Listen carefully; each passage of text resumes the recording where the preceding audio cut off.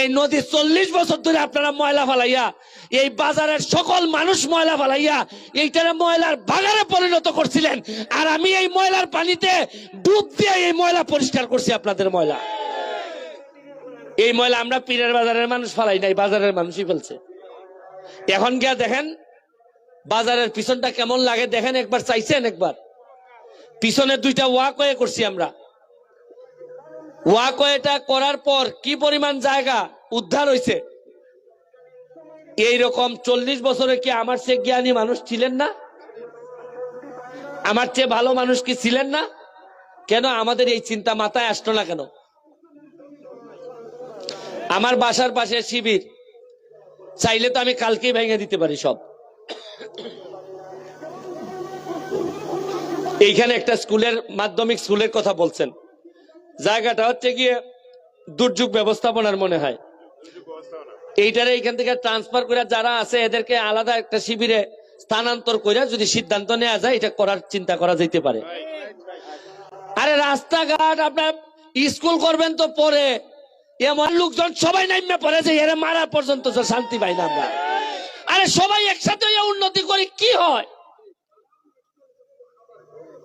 আপনি কি জানেন যে এই আমার বড় মামা জাহেদ মামার বাসার সামনে দেখেন রাস্তার মধ্যে একটা বড় গর্ত আছে, মাঝে মধ্যেই হয়।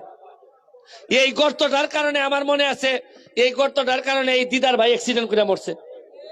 এই যে বাগবাড়ির দিদার ভাই, ঈদের দিন মনে হয় এটা, এই গর্তের কারণে ট্রাক্টর সাইড মারে, উনিও সাইড মারে, মাইরে আমরা এরকম একটা লোক হারাইছি। কেন আমাদের রাস্তাতে গর্ত থাকবে কেন? আমি যদি 2 মাসের মধ্যে, আমার এখন 9টা ব্রিজের কাজ চলতেছে মাধবপুর সোনারঘাট। মাধবপুরে ব্যক্তিগত উদ্যোগে সব করতেছি।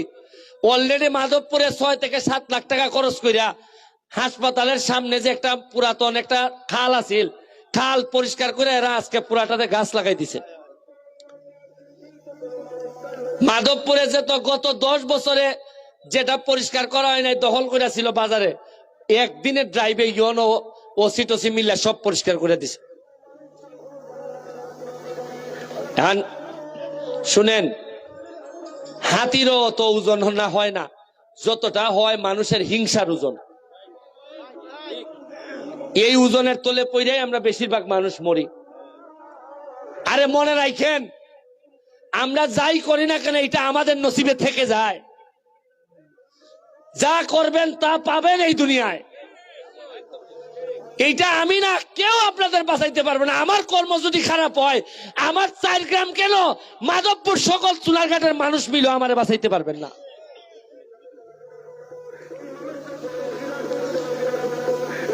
আমি আল্লাহর কাছে দোয়া করি যে এমন নেতা হিসাবে আগামী 5 বছর পরে হয়তো আমি বাঁচতেও না পারি, আমি আর হয়তো এমপি নাও হইতে পারি।